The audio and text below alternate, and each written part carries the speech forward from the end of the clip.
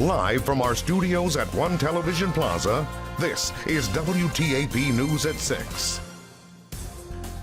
A rehab center in Parkersburg is expanding to offer better health care in the area. Good evening and thank you for joining us. I'm Phyllis Smith. Encompass Health of Parkersburg has completed phase 1 of its 3-phase project.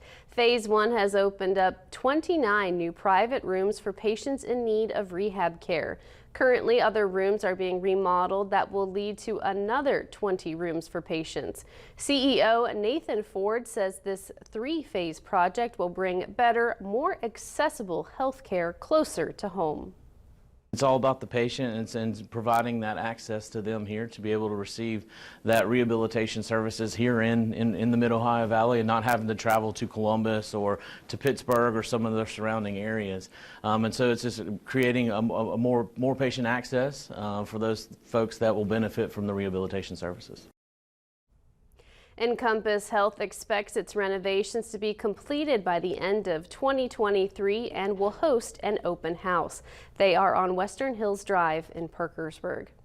Turning to the weather now, meteorologist Kirk Greenfield joins us now with the first look at your forecast. Kirk?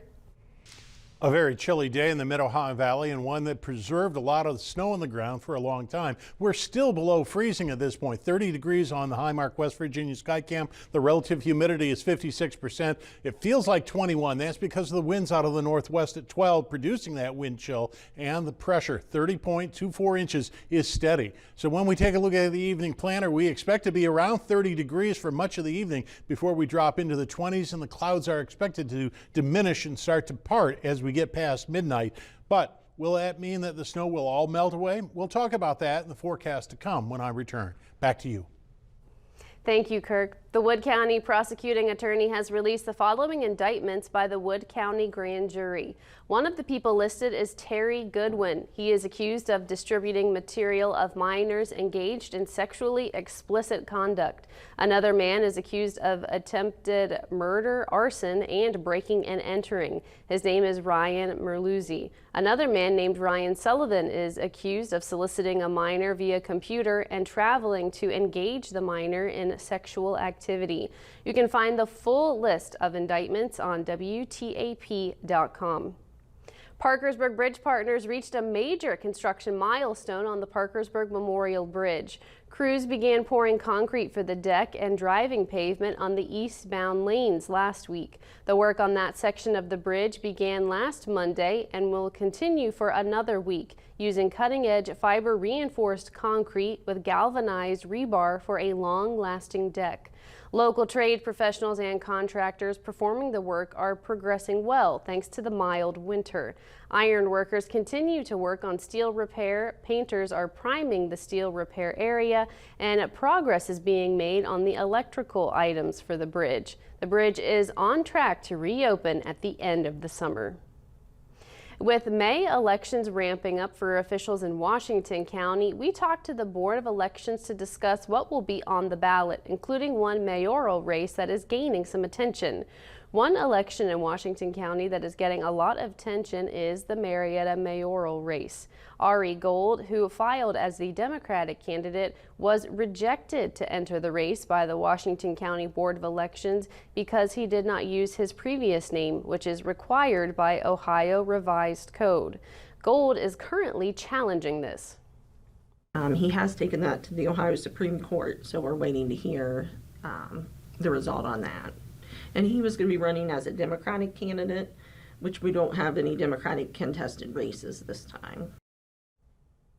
Other races in Washington County are the Belpre mayor race, the Marietta and Belpre council seats, and the Marietta City Schools levy, and others. The city of Belpre is looking to finalize everything to get the new city EMS service in motion. The city of Belpre's Safety Service Director, Connie Hoblitzel, says the city of Belpre EMS Incorporated is close to beginning. She says residents should expect the service to be starting by the 1st of April. Hoblitzel says the city has already chosen officers, discussed the bylaws, which should be passed this coming Monday, according to Hoblitzel, and the agreement between the EMS EMS service into the city. Hoblitzel says this new service is running smoothly because of those who were on the board and have a background in the licenses and requirements necessary for this type of work. We needed their expertise in every one of their fields. We have the fire chief from Warren Township. We have nurses, ER nurses, people who's been EMTs, a nursing home manager, and I think with all of their different knowledges put together, we're able to do the budget. We're able to have a good treasurer. It's just everybody's knowledge together to make this work. Hoblitzel says the EMS service has all of its licenses and needs to find an accountant and insurer. You can go to WTAP.com for previous coverage on the Belpre EMS situation. A grant deadline for the Start Westward East Muskingum Park project is coming up. Marietta City Council will meet in its second of 3 special meetings tonight to discuss a resolution to authorize and direct the mayor to apply on behalf of the city of Marietta for the 2024 Community Funding Project Grant. Improvements would include new sidewalks, gazebo improvements, and more lighting in the park. The funding that we're working on right now is through Congressman Bill Johnson's office, and it's a community investment grant. So there's going to be money locally that is used to match for that grant that we're applying for, but it's not local taxpayer money. If approved, money funding would come from the Transportation Alternatives Program from the Ohio Department of Transportation.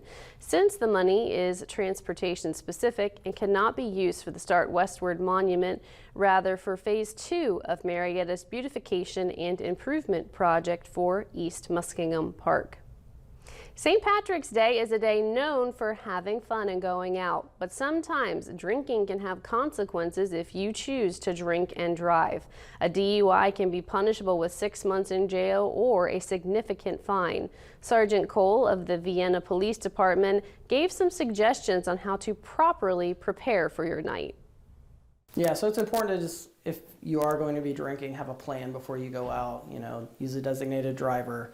If you are that designated driver, you know, you're not drinking that night.